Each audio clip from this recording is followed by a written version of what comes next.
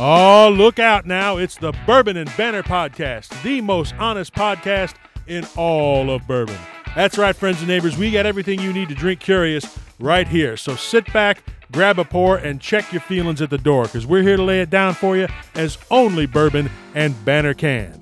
The recent wrath of winter storms that hit the Midwest only reconfirmed our dedication to America's native spirit, as Pops was seen on the local news pulling a distribution truck with his teeth into a liquor store parking lot after it had lost its engine. There was bourbon on board, and he wasn't about to let the weather stop folks from getting their whiskey.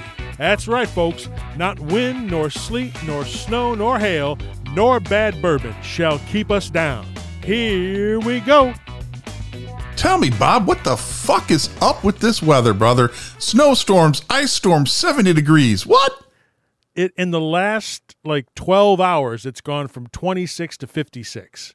Right? I'm walking out in the yard with the dogs, and this morning I'm trying to keep from sliding all over the place. This afternoon I've got a boat and a paddle that I'm going through. So it's nuts. And then last week it was 70, and then by 11 at night it was down to 24. It was even more than that, minus 12 or some, I don't know. We had to cancel shows and shit. I'm tired of this freaking weather. Just give me cold weather, no ice, no snow. Just leave it all wherever and just give me the cold. That's all I want is the cold. Give the fat people something. Give us some cold weather so we feel better. Come on. And plus, then, I like to keep my bourbon at one temperature. Cool, right? Just keep it room, neutral, cool, about 68 degrees. I'll be set. Well, at least the ice is gone for now. I'm hitting the road in 2 days. Going to head out with Mr. Coombs out to Townsend, Tennessee, to hang out with Mr. Jeff Arnett. And even though we're going to be Smoky Mountains, it's going to be in the mid-60s during the day. It's going to be absolutely gorgeous. Getting in the mountains of Tennessee. That's right. I have to ask Jeff Arnett, is Tennessee whiskey bourbon? Ooh. Well, his Sorry, I'm just starting up shit, folks. That's right. His new company is called Company Distilling Company.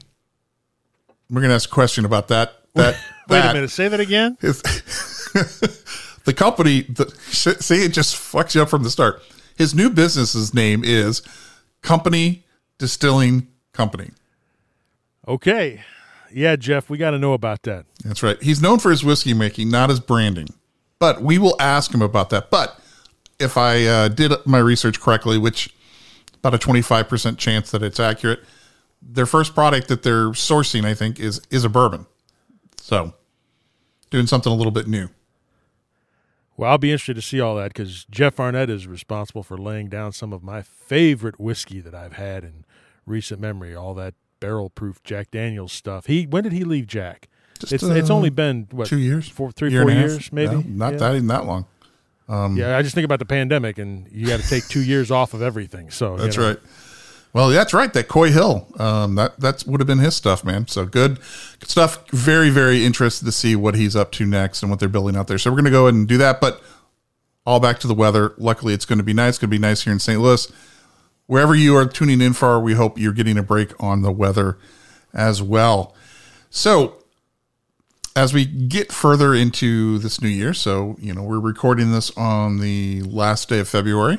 You guys will be listening to it in the early part of March here. We are excited to say the community on Slack continues to grow, and we're ready to open up wave number 2 of entries. So we will be sending an email out to everybody on our mailing list to open up the invites. So if you haven't already applied to get in, you might want to go ahead and do that. The link will be in the podcast show notes again this week, so you can try to get in there. But then we're going to open it up, and we're going to cap it at a certain number. So get in soon. And if you've applied and you didn't get in, well, there's a reason.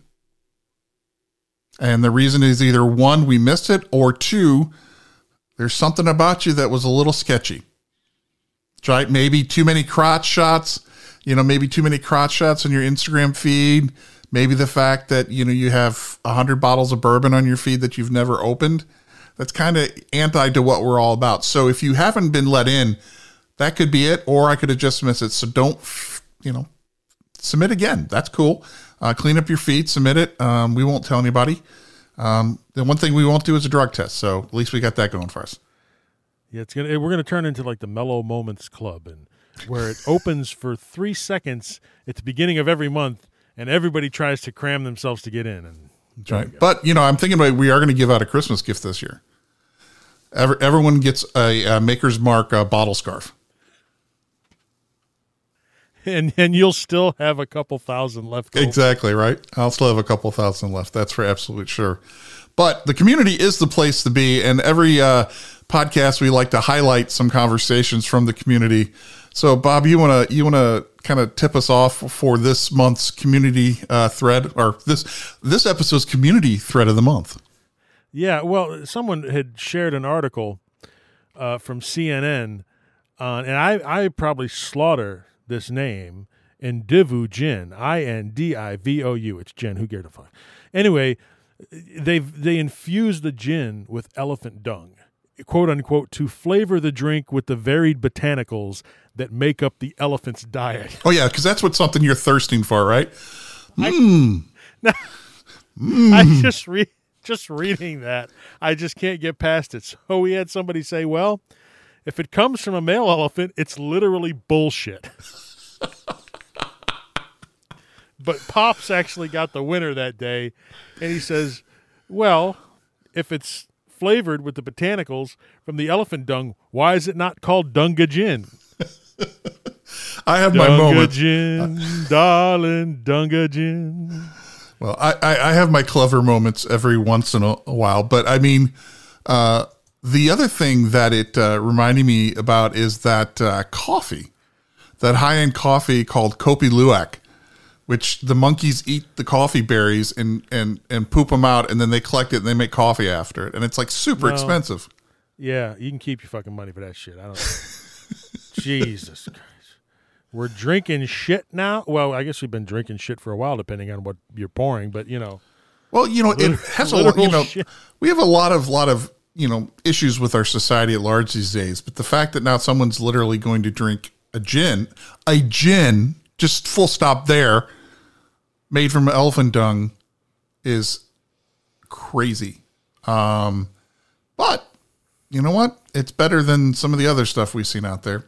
Well, maybe not. True. That's right. That's true. I'm betting that there's a stadium full of people who will go for the Dunga Gin before they're going to go for Bib and Tucker. Well, they should have put more money into their bottle to get up to speed with Bib and Tucker. There you go. Yeah. Or it's what? It may actually taste better than a bottle of Slapdick. I don't know. Well, there's so many things you can say right there. I'm just not even going. All the double entendre stuff is just flying through my head right now, Pops. It's terrible. Well, just leave it at that. Keep an eye out for Dunga Gin. I mean, the official name of this wonderful new gin is called. I can't even keep a straight face right now. See, Indivou or something. Indivou. Okay, there you go. Indivou. Yes, that's right. That's our community service of the month. So if you enjoy crazy ass shit like that, you definitely need to be part of our Slack community. So follow the link in the podcast show notes and submit it. But make sure to clean up that Instagram feed. Okay, just we're looking. We actually read that stuff, believe it or not. At least 25% of us is literate. Speaking of literate individuals. Several weeks ago, we announced that Steve Coombs came aboard as our new editor. So we finally have a grown-up in charge of the content. So this is thrilling after 11 hard years of putting letters together. And Steve's already started to make an impact. If you haven't been reading some of the stuff he's put out, we've brought in a bi-weekly feature called Head and Tails, where we feature whiskey news and opinionated views. So basically, we'll highlight 3 to 4 things going on in the industry that we think are kind of interesting.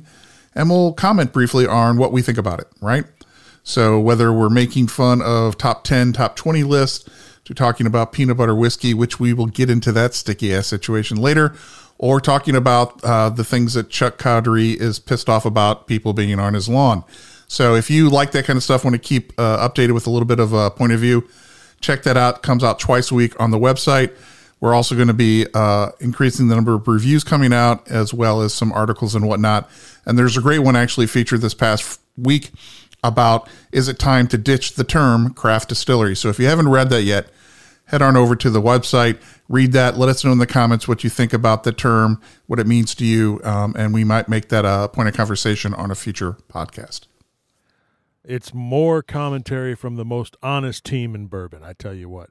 Coombs is hitting out of the ballpark with that stuff, too. So for those of you who enjoy our the no bullshit brand that we have, this is definitely that. We give you the straight up take on this stuff. So it is a joy to read. That's right. Won't take much of your day. And the other updates are to do with our single barrel club. So we had a little bit of a slow start at the beginning of this year because I got knocked down with COVID, but we were able to convince one of our longtime senior contributors, Brent Joseph, to step up. He's now our single barrel club director, and he's helping to pull some selections together. So we've got a couple things confirmed for this year. We've been given a Four Roses private selection pick, so we're super excited about that. We are going to be going down to Wilderness Trail, Spirits of French Lick, and the most exciting news, no offense to Four Roses or anybody else, but the most exciting news for Bob and I is we got notice just a mere 4 days ago that we are going to be able to do a private barrel selection of Wyoming whiskey, and we are super, super stoked. That's right. So for those of you, the weeded barrel-proof bourbon is very hard to come by, outside of a few things, and so we have long been fans of Wyoming whiskey, and a bottle of their private selection barrel strength wound up in my lap several years ago, thanks to my brother. And we loved that, so we've been trying to get on board with that for a while now. So we're happy to announce that one's going to be coming through this year. So we look forward to that. Absolutely. So once again, we'll drop a link in the show notes so you can go learn more about how you can become part of the Barrel Club. And if you do, you'll have access to all the picks that we do this year, and there'll be many more. We're shooting for at least 10 to be selected this year. And with any luck, they'll all come in before the end of the year. Some may roll over next year, but that's okay because spread your cash out evenly, right? So hopefully you'll take advantage of that and become part of that club. And the other thing we're going to do this year is people, depending on what tier you join the Single Barrel Club, you may get an opportunity to actually join us on a barrel pick. As things are starting to open up a little bit, we'll have a little bit more room, and we want to make sure we get the community involved as that well. So hopefully we'll see some of you guys on the road this year. All right, folks, now that you're back from pausing and signing up for the Single Barrel Club, it's time to get into the whiskey news.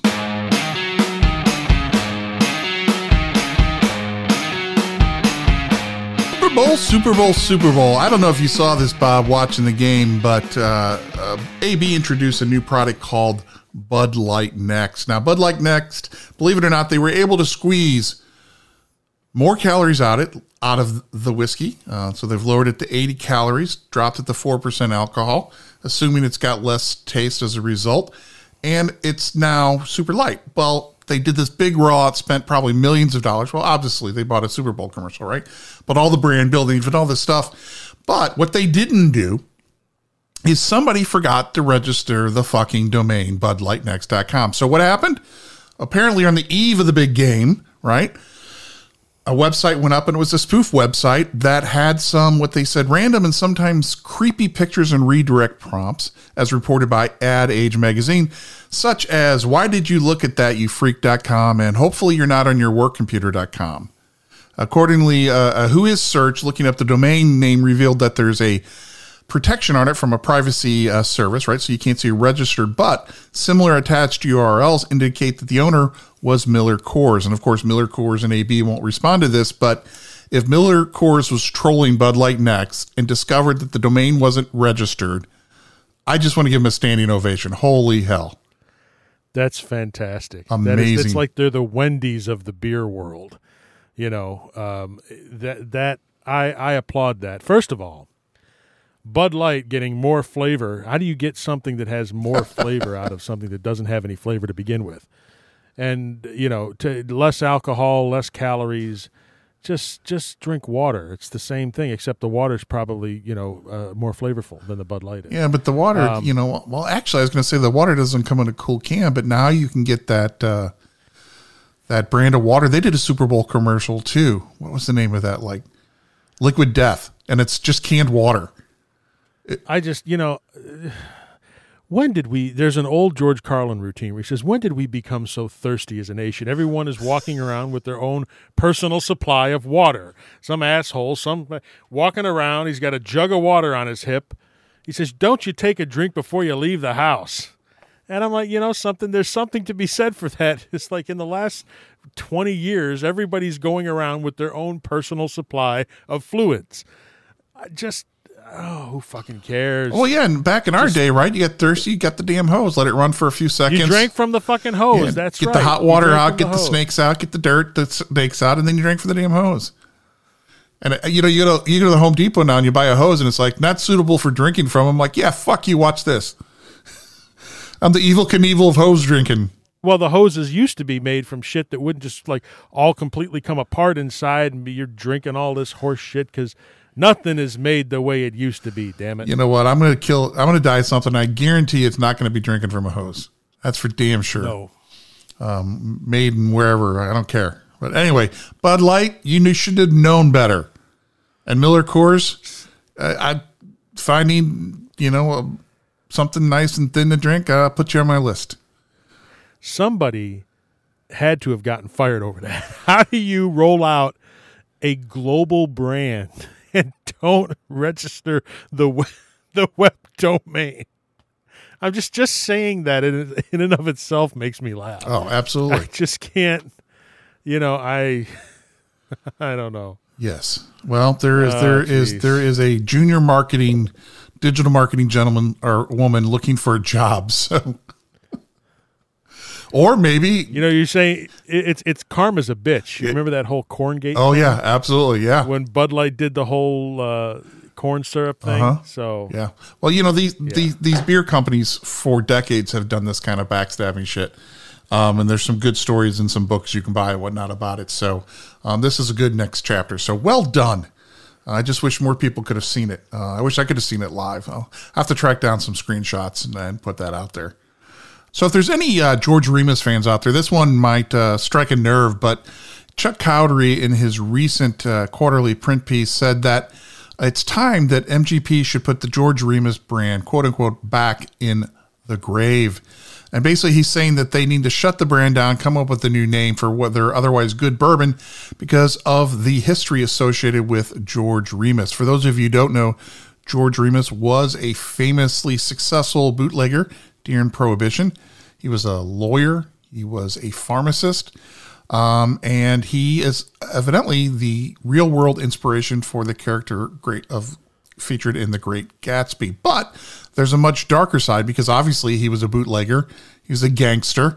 And ultimately he wound up killing his wife because she colluded with the, I don't know if it's the tax agent or the government agent who was working to put a case together. And while George Remus was in jail, they took all of his money. And then they were going to get married, and George Remus showed up and killed her and apparently shoved the gun so far into her stomach that it came out the other side or something like that. Very nasty business. And this is starting to make the rounds in social media. So now we're facing a situation where is this going to get enough traction where people are going to call for the cancellation of the brand? Or is there an opportunity for MGP to get ahead and exit the brand category? Well, you would think that they would have done that research before labeling something if it was, because this eventually was going to pop up.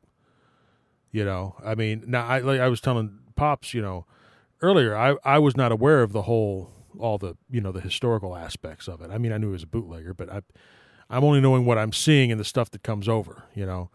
The bourbon is damn good, but it's not even MGP anymore. It's Shits and Giggles Distillery or whatever the fuck is the name of the distillery now. Ross and Squibb. Ross and Squibb. So yeah, they're great at changing names. Just keep the fucking bourbon. That's a good point. I don't give a shit. I mean, yeah. Here's what's interesting, Bob, is several years ago I went on a media junket and got to visit the MGP's facilities, and it was a great time. And we were tasting it because they were releasing version 2, and they had actually tweaked the proof based on some feedback we had given them before. And Maggie Kimbrell, God bless her, was sitting there, and she raised this question to them and said, they're in a front of a room of whiskey writers, right? And she said, how do you guys justify using this knowing his violent history, right? Just violence in general. And because the brand George Remus was actually launched by some Cincinnati area businessmen, to give a little more context. And they were buying MGP products, and they are one of those groups that, in my opinion, really could fuck up good bourbon. MGP finally bought the brand because all the IP for George Remus was owned by this group of businessmen, is my understanding. So they bought all the IP. There was nobody else owning it. So they had a free and clear brand license, use everything, much better than what Bud Light did recently in the previous story. And they relaunched it, reformulated it, and brought out a product which was actually good. All right. So she raised this question of how can you guys do this in good faith, knowing this history?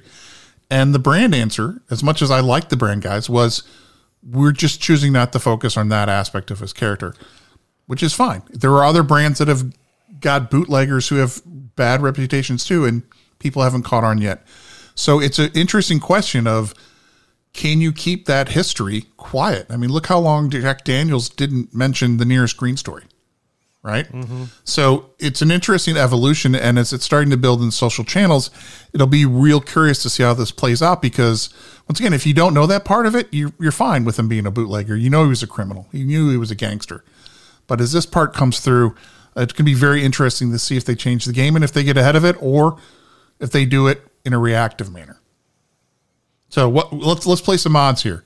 Do you think that they will take care of themselves, or do you think they're going to wait until there's enough feedback to change the name? I could, after seeing what has happened since the merger, mm-hmm. I wouldn't be surprised if this stuff just goes all away and winds up into some different type of Luxco product. Okay. To be honest with you. So you think they'll change it before it becomes a problem? Seeing what they've done already, I can see Luxco putting it out as a, just killing the brand altogether and rolling it out as something different under their name, or an Ezra Brooks specialty thing. Who knows? Okay. All right. Well, we will wait and see. But this is a fiery topic. I think this is really polarizing for some people. Is the woke movement getting too much, or is it not enough? I mean, we've talked about this before in bourbon, how the way women have been treated in the industry and in the advertising and the marketing. So definitely let us know what you think. Drop us an email at podcast@bourbonbanter.com. We'd like to see people's thoughts on this. And does the history of a brand name or the people associated with the brand actually impact your willingness to buy the product? Let us know. Because, of course, if it does, then Bob and I are going to really get somebody to name a bourbon out of us so you can buy the shit out of it. So some of the hottest news right now that's been bubbling up out of Kentucky is the questioning of whether or not single barrel programs are technically illegal. Steve wrote about this in Heads and Tails and talked about a podcast that Mark Gillespie over at Whiskey Cast was one of the first guys to report on this, learned that the private pick programs, which distilleries have been run for many years, are currently outside of Kentucky's current tasting laws. So there are laws that limit how much sampling you can do. And if anybody's been on a barrel pick, you sample a hell of a lot more than those rules allow. There's issues with who gets the revenue, who gets the tax, what jurisdiction it goes to. So basically, somebody finally woke up and said, hey, these are illegal. And this wasn't your run-of-the-mill, like, oh, it's a problem, we need to fix it. This was a, holy shit, we need to get all hands on deck. So everybody's scrambling. There's a couple bills right now being reviewed, and if passed, will fully and properly define things and eventually make these programs legal, as well as some additional potential benefits for the industry at large. But this is one of those things that nothing changed to make them illegal. They've been potentially illegal for a long time, and someone just now decided to make an issue of it. This is what happens when politicians get involved in shit. See, so keep these fuckers. You can't even. There's enough that these fuckers can't do right to begin with. Leave the damn whiskey alone. Haven't we learned that fucking already? How much tax revenue is going to get screwed over if something like this happens? What, $60 million in sales? $60 million in sales is the estimate. Estimated on a low end, right? On a low end, $60 million. So just try to pretend to do the fucking job and leave the fucking whiskey alone. Well, politics have been fucking up whiskey since 1776. And before that, quite frankly. If you read any history in whiskey, whether it's American whiskey or Scotch or Ireland, everything's, as soon as they start taxing everything, just messed everything up. Damn regressive taxes. Tax the vices, right? So let's hope they get this figured out and whatever they put in place doesn't screw something else up down the line, because we know these things get complicated.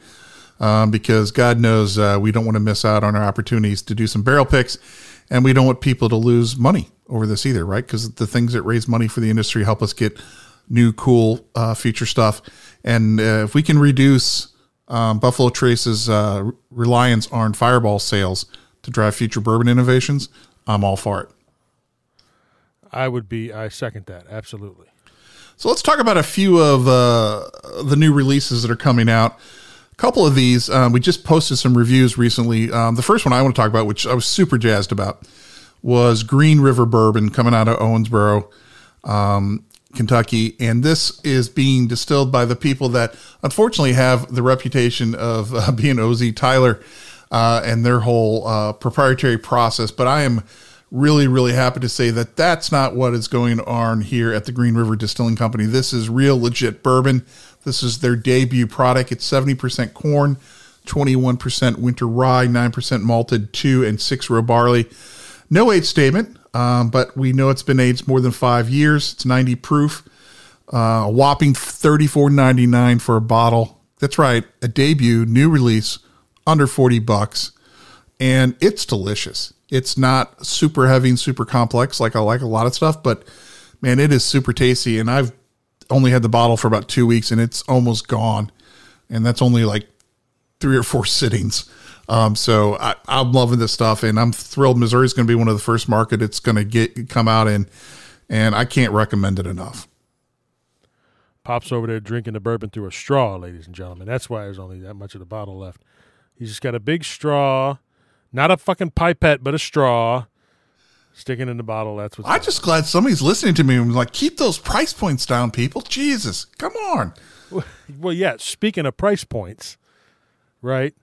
The next item on your list is the because what do you think of when you think bourbon? You think of St. Patrick's Day, don't you?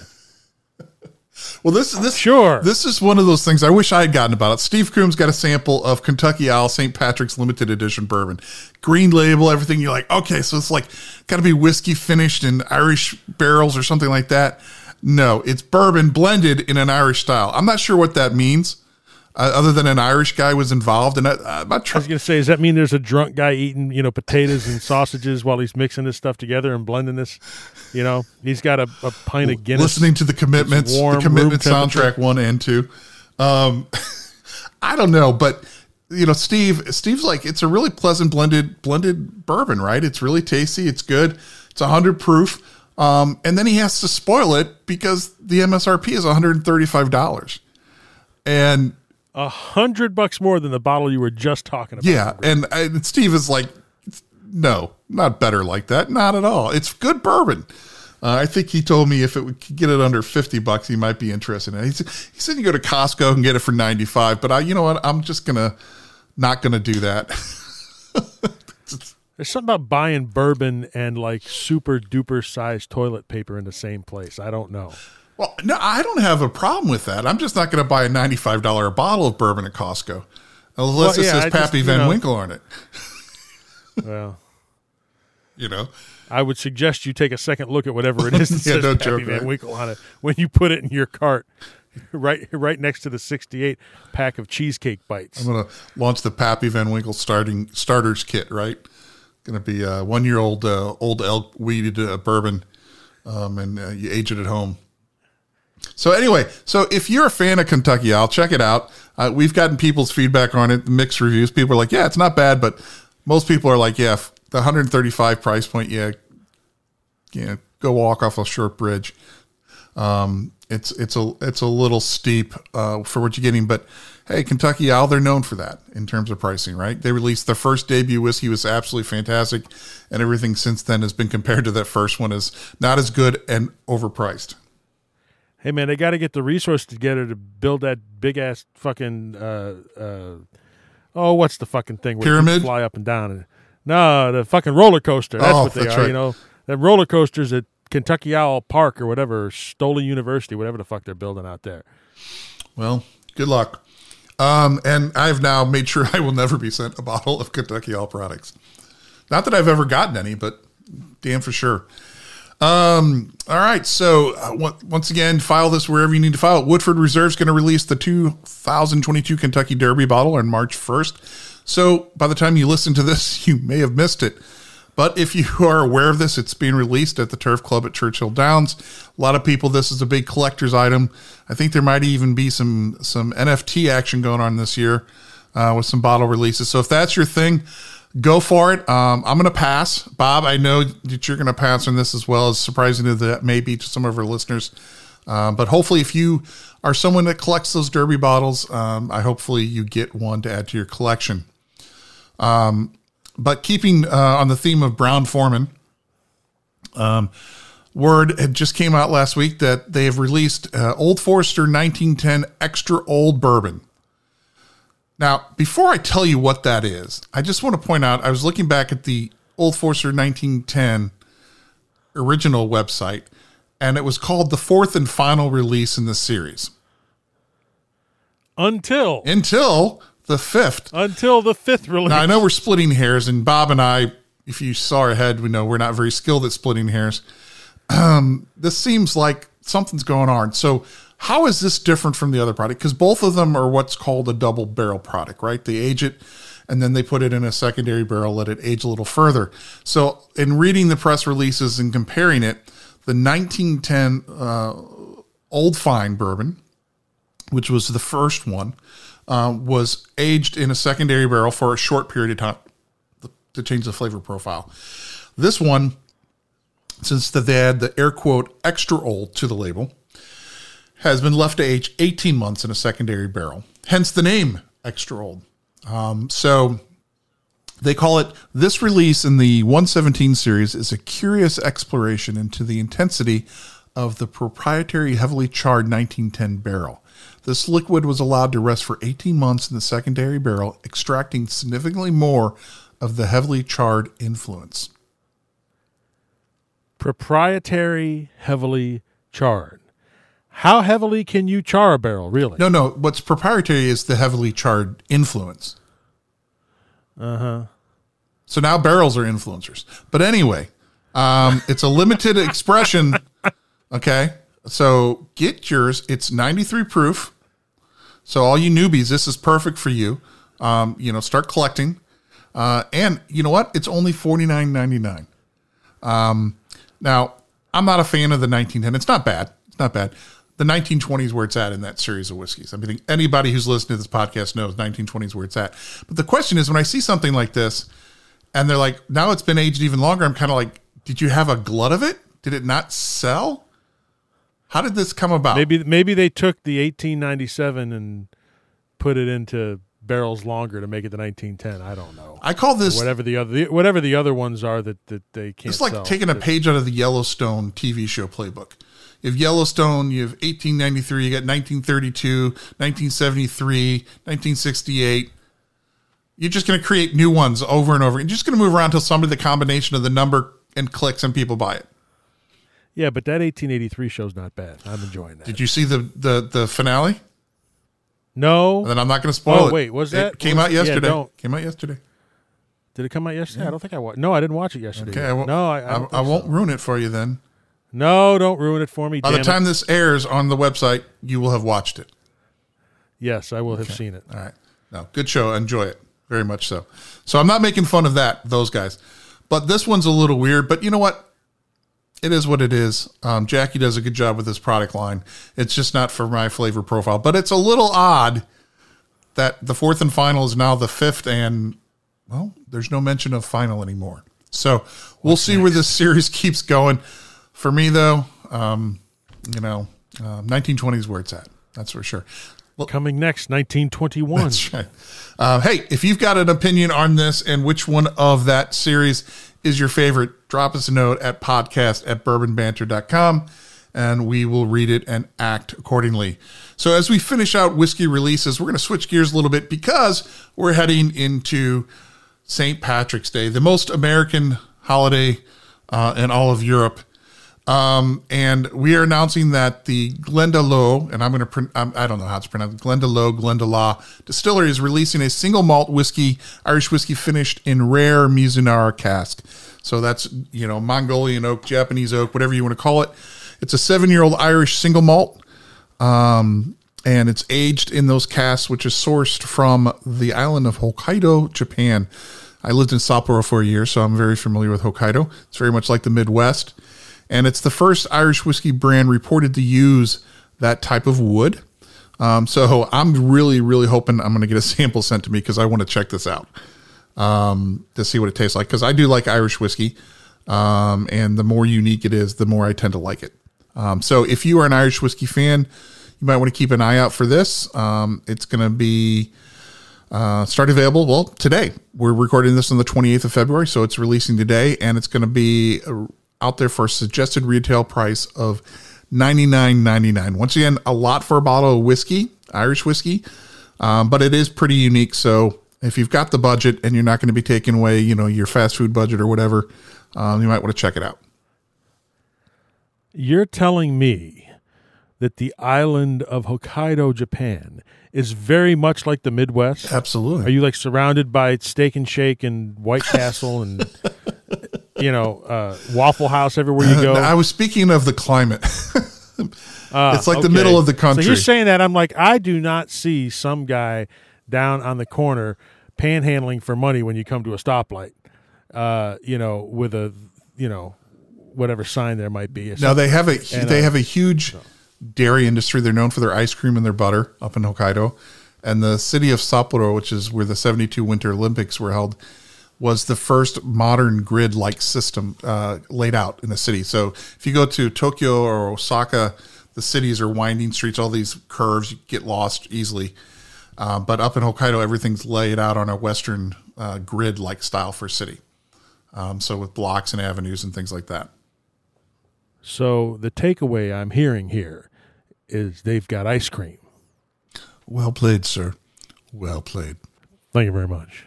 Well, folks, that's all the news we're going to tell you about. And if you have any ideas for next week, drop us a note. As always, we'd love to hear from you.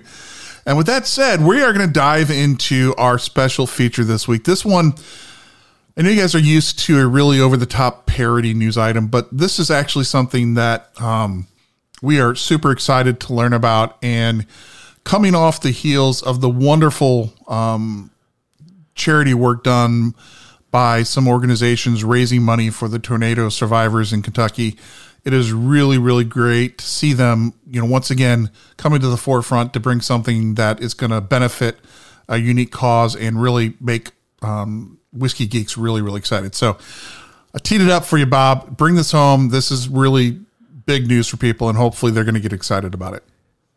Well, this really is a once in a lifetime release. The Bourbon Crusaders are partnering with the Society for Transparency in American Whiskey, so STRAW as it's better known, for a release that can only be described as a bourbon nerd's dream.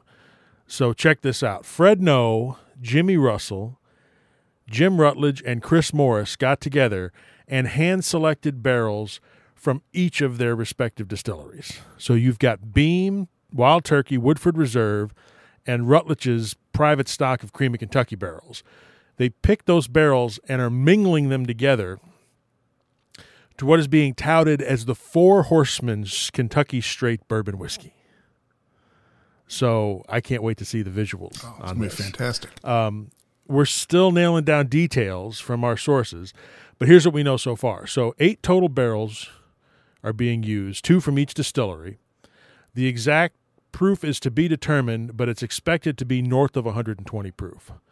All 4 master distillers were involved in picking these barrels from all 4 distilleries. So it wasn't just Fred taking the Beam barrels, bringing them to Chris with the Woodford barrels. So they were all 4 involved in tasting and selecting them from everybody, which I find particularly interesting because we know about Rutledge's iconic reputation for blending.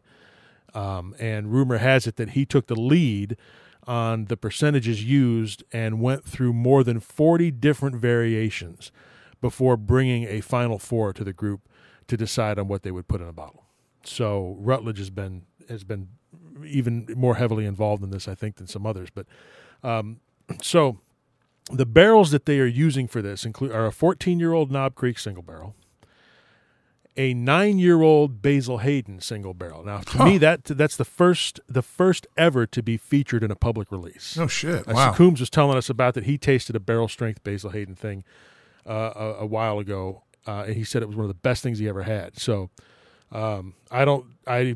we have reached out to try to find out a little bit more from Beam if they're going to start rolling out Basil Hayden private barrels or not.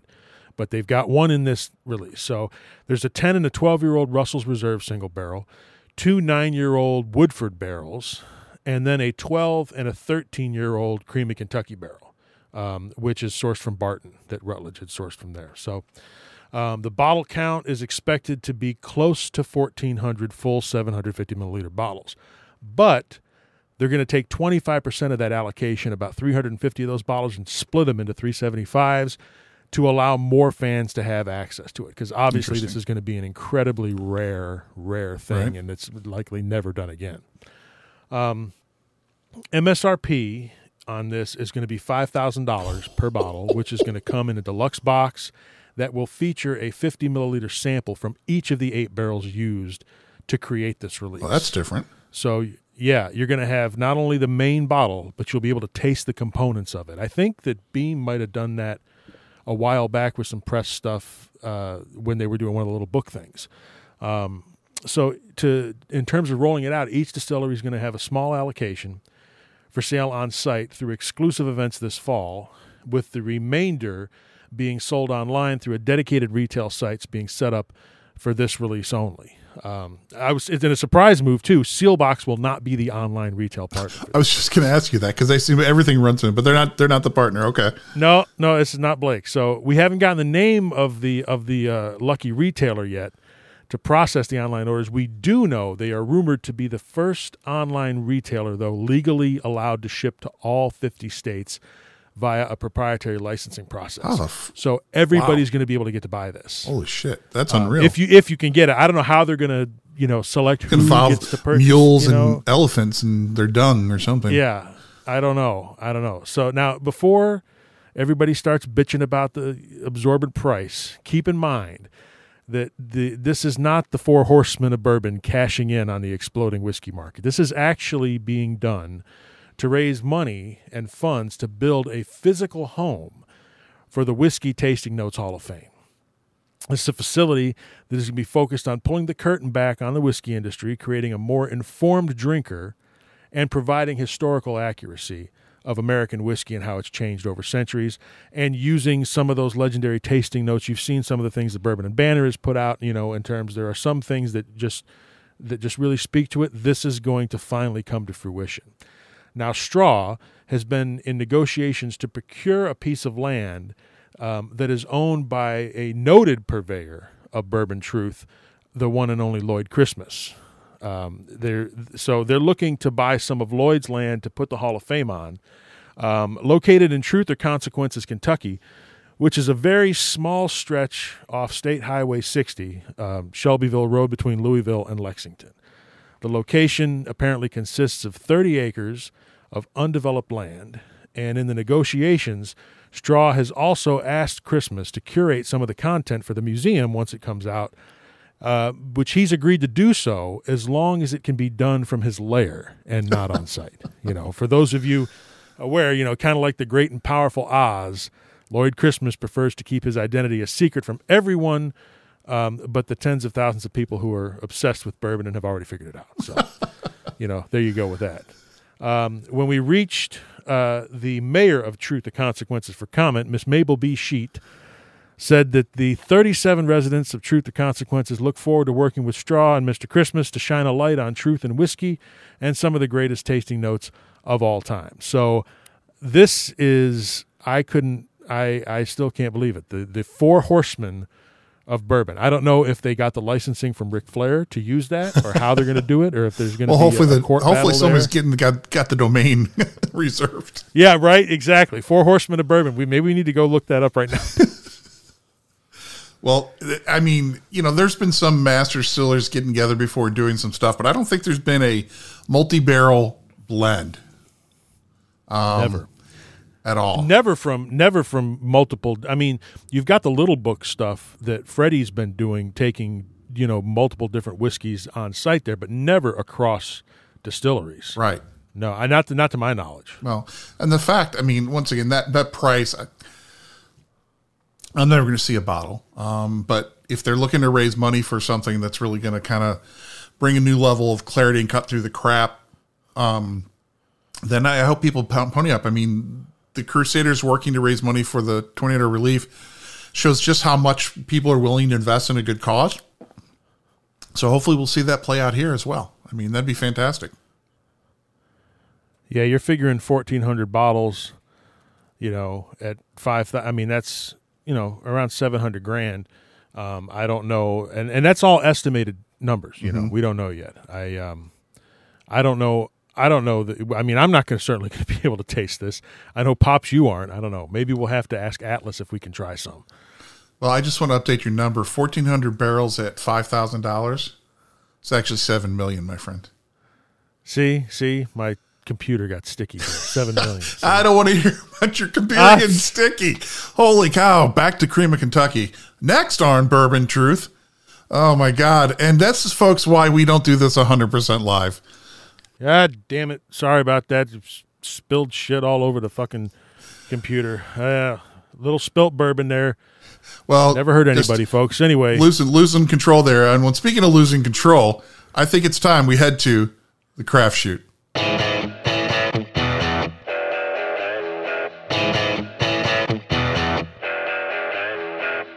All right, folks, welcome back to the craft shoot. This is where we take a craft whiskey that has been sent to us and it has been put in a bottle and blinded by my lovely wife, meaning that neither Bob or I actually know what we're tasting until we unveil what it is by opening up the envelope. So with that said, we're going to go ahead and tuck into this week's sample, which we have labeled sample number 12.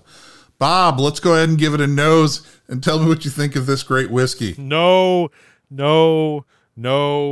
God damn it. What the fuck is this? Oh, Jesus Christ, Pops.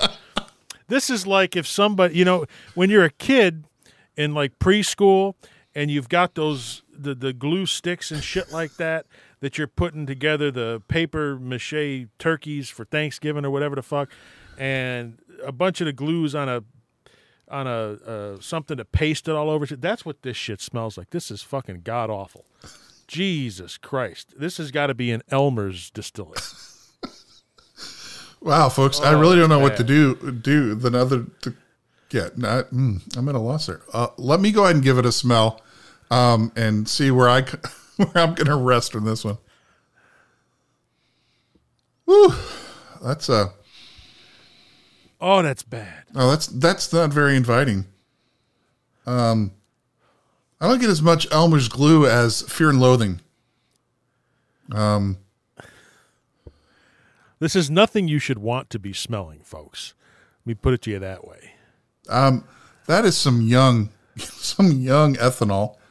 I can't get past this fucking glue stick shit. It smells like just like a single grain with a bunch of rubber tubing and ethanol. That's going to pop back and snap you in the face, or It's like you're in a tire shop. I think there's some licorice in there. Black licorice. It's been run over if there is.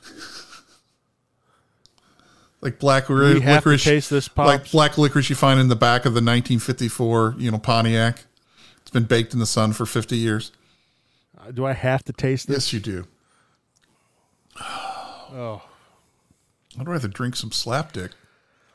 You know something? It's not as bad on the palate as it is on the nose. For me. I That's think it's shocking worse. To say that. Oh, it's not good, but it's.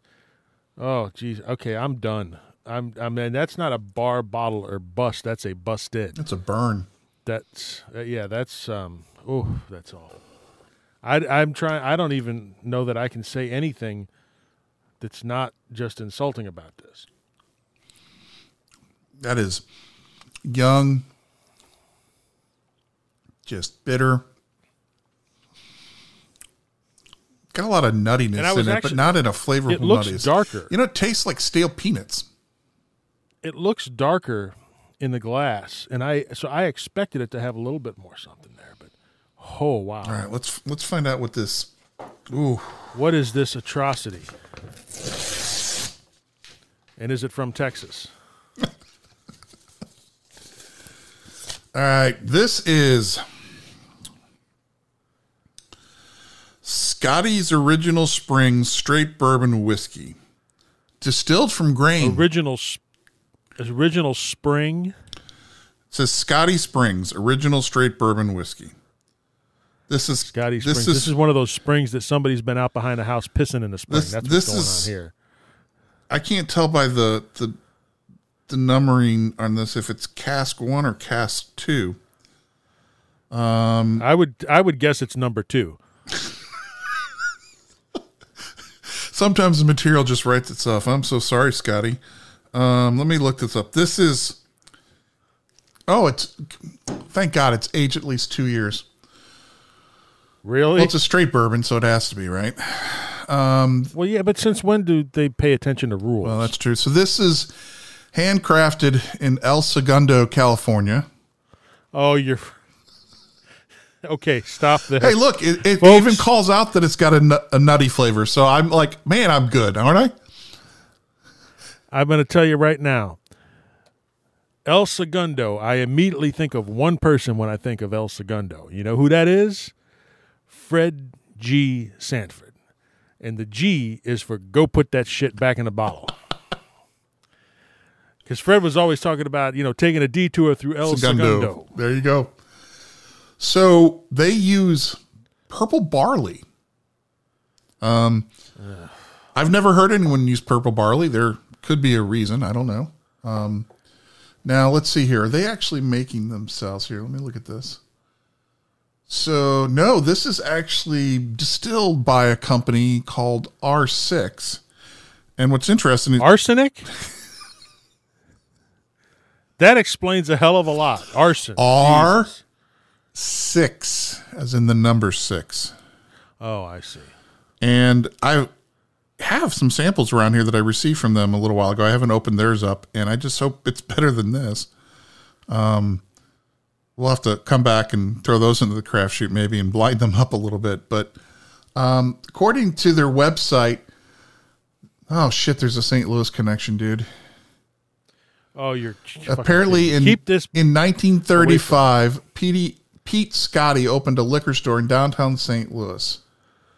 And where his love of whiskey and bourbon quickly developed into a desire to produce his own handcrafted bourbon. So they got some old newspaper ads and stories, and he would this was down at 812 Pine, Bob. We're in St. Louis, so this is why this isn't. Oh yeah, that's down by the Majestic Hotel there. He sold 8-year-old 90 proof Kentucky straight bourbon for $4.17 for a fifth, and I bet you that stuff was good.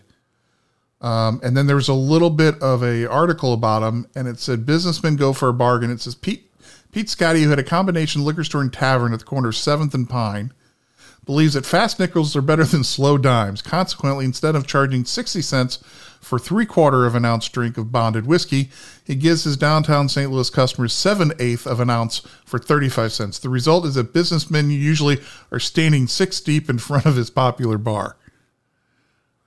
Now, that's the way you do it. This ain't that. This ain't that. No. This is unfortunate that they're doing this to Scotty's reputation. Wow. Well, I appreciate people who send me samples. I really do. This is pretty bad. This needs some age. I mean, something tells me that even our friends at Art Eatables with their chocolates could not make this one work. Now we're going to have to do like a worst of the craft shoot segment, Pops. You have to put this in there against that Garrison Brothers smack you in the face metal bourbon. Yeah, we didn't have any of that left, though. Thankfully. Yeah, I don't. Well, folks, don't waste your money on this one. I'm not even sure what it retails for. Let me see if I can find a price just to... I don't know. Scare the shit out of you. $40! Oh, so it's more expensive than the Green River that you've got sitting there for $35. Yeah, and that's discounted from $42.99, which is MSRP. Uh-huh. All right, folks, this is a big pass. The Green River got my first ever buy multiple bottles rating. And this is adding a new B to set a bottle bar or bust. This is a burn rating because, engine degreaser. Sorry, guys. I hate to speak back, but this stuff is not ready for prime time. So come back next month, and see who we put through the craft chute, and our lineup may dry up after that. That just caught me off guard. So, well, with that said, let's talk. We're going to shift gears here a little bit, move into some bullshit, and kind of pick the morale up a little bit better around here. You ready for some bullshit? Hope.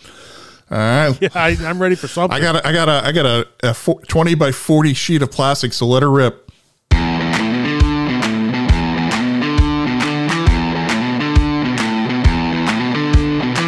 All right, folks, welcome to Bourbon Bullshit. You've made it this far. Why not stay for a little bit longer? We're glad you're here. We'll make it worth your time. What do you say, Bob?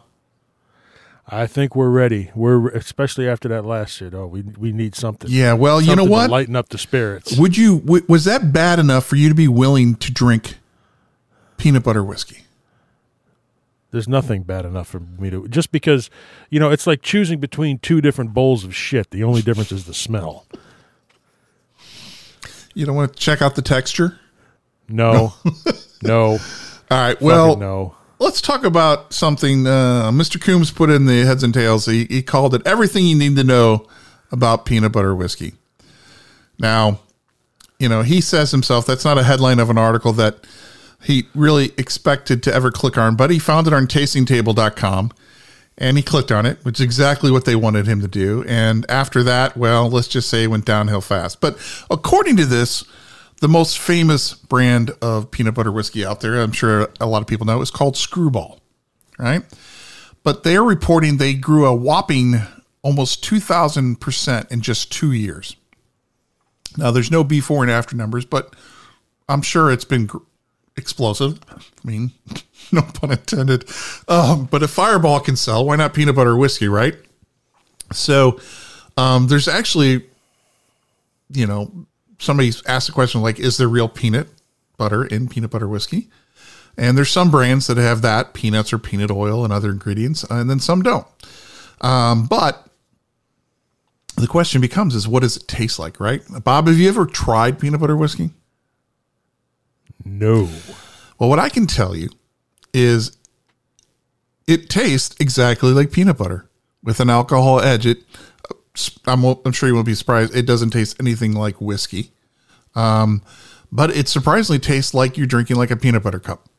And if that's what you're looking for, it works great. I think probably the only legitimate use where you won't entirely lose your man card or your women card or your whiskey card, that's just called a whiskey card, is maybe if you put a little bit of it into a bourbon chocolate milkshake for an extra flavor. Or you could just use peanut butter. Yeah, I'm not one to do any of that shit. I'm not putting the bourbon in the milkshake either, and I know you do that, but I will take the shot of bourbon and a bag of Reese's Pieces Easter eggs, and there we go. If I want peanut butter whiskey, I'm going to have peanut butter, then I'm going to have whiskey. I don't need to be drinking fucking peanut butter whiskey, 70 proof, kiss my ass. Just give me the fucking jar of Skippy creamy peanut butter. And a bottle of, whatever to cut that. 1792 full proof. I got it right here, the Bourbon and Banner pick. That works. Have a little of that there. And, fuck this peanut butter whiskey. Well, unfortunately. Plus that whole Screwball fucking ad campaign years ago, Get Screwed or some shit like that with the big black van with the shag carpeting that looked like there was somebody hiding, waiting for unsuspecting people to be walking by. It was a creep show if I ever fucking saw one. Well, unfortunately, people aren't like you, Bob, because this is one of the top selling whiskeys in the country. So say what you will once again about our societal issues, but I think some of it can be blamed on peanut butter whiskey. Well, just because shit's popular doesn't necessarily mean it's good. No, that's not, right? The Grammys continue to prove that every year. Nice. Well, the other thing, and that really, I think this is bullshit all the way around. And once again, if you enjoy this stuff, that's great. Just don't tell me. We'll stay friends. But is the fact that it says whiskey on the label, right? But legally, you have to be 80 proof to claim whiskey. And most peanut butter whiskeys are just like that, like 70 proof. And the author of this article defended it, says, despite the fact that some may say its ABV doesn't make it authentic enough, peanut butter whiskey makes no claims of being Scotch whiskey and isn't even produced in the EU. Well, what does that say? Well, it says that the person who's writing the article didn't know what the fuck they're talking about. And that is the true bullshit of this, is if you're going to write about whiskey, know what you're writing about. I'm not going to write about hairstyling because, well, I have no fucking hair. I'm not going to write about slim fit jeans, right? Because I'm not a sadomasochist. So don't write about whiskey if you don't know the rules of whiskey. And that is the bullshit. You don't just get to say, oh, just because the ABV is lower doesn't make it authentic enough, but I'm still going to call it whiskey. You don't get to make that fucking choice. There's a reason that there are requirements by law. This is somebody who can probably fill that empty position at Bud Light Next. Yes, I think they've got a calling there. So once again, folks, drink curious, drink what you like, know why you like it, and be comfortable enough to tell Bob and I were wrong. That's cool. But once again... And you know something? I want to take this opportunity here. So people have been writing into us and saying that, okay, especially getting into the bourbon bullshit, and we tend to perhaps go off on a few things here and there, as we've been told. What the fuck are you talking about? But, yeah, exactly. But they say, well, why don't you guys give us a recommendation? What can we do instead? Well, here's what you can do instead. So think about something. We're talking about peanut butter whiskey. Like I just said, what about the Reese's Pieces?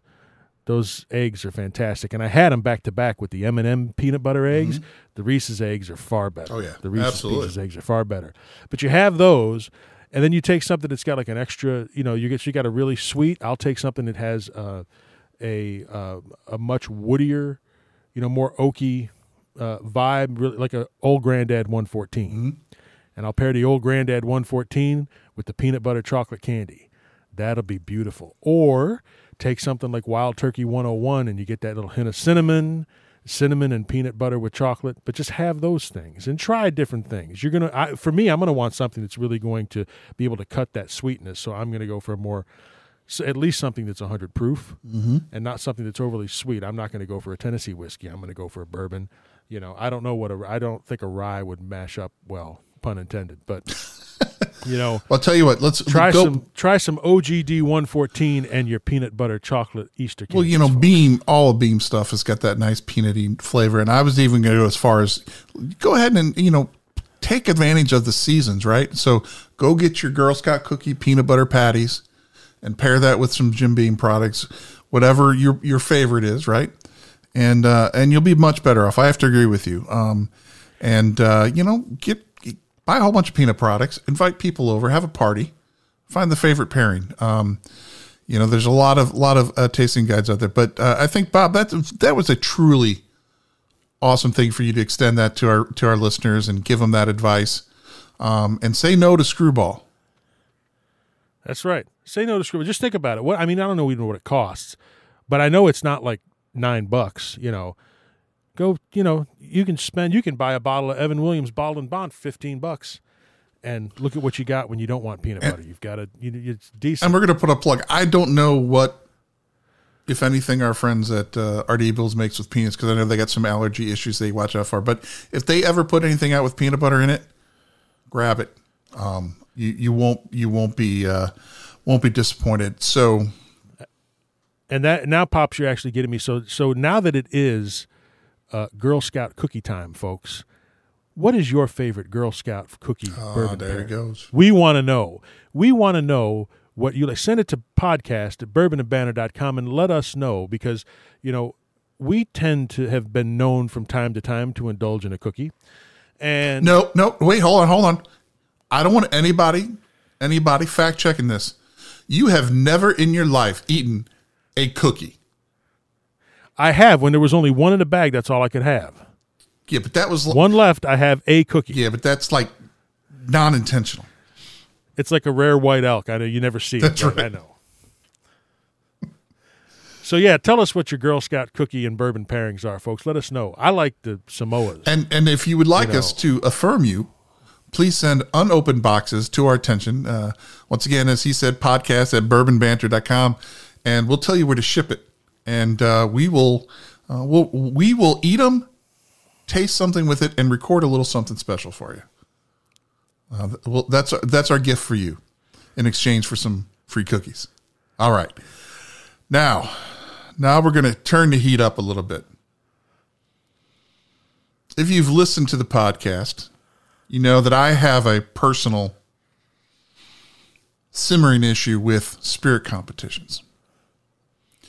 I find them to be nothing more than money grabs,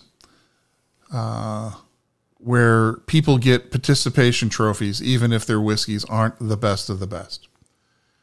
Now, I do admit that the brands benefit because if they win or get high laud, it gives them consumer trust and gets people to buy their products. But I think they're just really an unnecessary evil that exists in the industry. You've heard me talk furthermore about the launch of the Ascot Awards during the pandemic from Fred Minnick. And once again, nothing against Fred personally, but I just don't like spirit competitions. So he launched one, so I have an issue with the spirit competition. But he really got me riled up because this year he's decided that he's opening up people, giving them the option to submit private barrel selections. Now, we are only at the end of February, and I think this is going to be right at the top of my list for bullshit story of the year. So let me just repeat that. You can now pay the Ascot Awards $300 entry fee to submit a bottle of whiskey that you private selected from a distillery that you had no involvement in making. And at some extent, you had no involvement in ultimately choosing because you're only choosing from the choices that they give you. Now, for that $300, you have to send in 2 full bottles. So let's say at the low end, it's $50 a bottle. So it's another $100 of your money plus shipping. So now you're in $450, let's call it, to submit this so that the tasting panel can make you feel good about the barrel pick that you selected, or in the case that you only get a participation award, make you feel kind of bad. All right. So just step back for a second. Bob, how many of our last Four Roses single barrel picks could you have purchased with $450? Carry to 1. Divide by 12. I'll give you the answer. 7 or 8. Yeah, roughly 7. Not accounting for tax. Okay. And by the way, in our single barrel club, you pay to be part of the club, but you actually get your bottles at a discount. So that's how we get the 7. We don't mark that shit up. 7 bottles of delicious, super intense, bold, complex, liquid gold, Four Roses, private selections, or a pat on the back from the Ascot Awards. Bob, tough decision. What would you choose? You really asking me that question? I'm really asking that question, my friend, because I need to take a drink. I'm trying to breathe deeply here. Oh wait, let me make the decision harder. And by the way, Bob, if you win an award, for another $215, you can get a trophy. You can get the actual award itself, other than a certificate. So now, fuck out of here. Now we're in at $675 plus shipping. For what? For what? You've already bought the barrel. You have it. This is just a look at me award from the Ascot Awards. Mm-hmm. A look at me from an article of clothing around a guy's fucking neck. Who cares? Who fucking cares? So I'm waiting. Here's what I'm waiting for. I'm waiting for the next barbecue competition to start, where I can go buy my barbecue from a barbecue place and submit it. Right? I think that'd be cool, right? Maybe and get top barbecue chef award. But don't worry, Bob. Once again, in your theme of people wanting alternatives, saying, okay, so you guys are tearing up the ASCAT awards and whatever. So what's the alternative? Well, I've got an answer for you. Since Bob and I are really big men of the people, and when we say big, we're big. We do have an alternative here. So if you really need the validation from a panel of experts to tell you that the whiskey you picked from the cream of the crop barrels that the distillery who made the whiskey gave to you to choose from, okay, save your money. Send a bottle to Bob and I, just one bottle. Doesn't have to be two. See, we're already saving you money. There's no entry fee. We will drink it on the podcast, and we'll mention your name, and we will thank you, and we'll tell you what we think of the whiskey. Okay. Now, if you need a little bit more affirmation, include payment of $100. Okay. And we'll heap on endless praise, maybe drop your name in social media and talk about how big of a fucking rock star you are. So think about this. $450 versus $0 or $100. Everybody wins, and you've saved a shit ton of money. And, you know, you mentioned our podcast. I mean, I think this is a much better deal. And quite frankly, I hope somebody takes us up on it.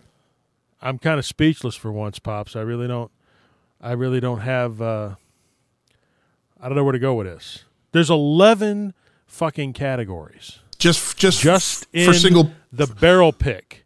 Just for Whiskey Club barrel 11? 11 categories. Like, straight what are they? Bourbon, high proof straight bourbon, high proof bourbon barrel finish.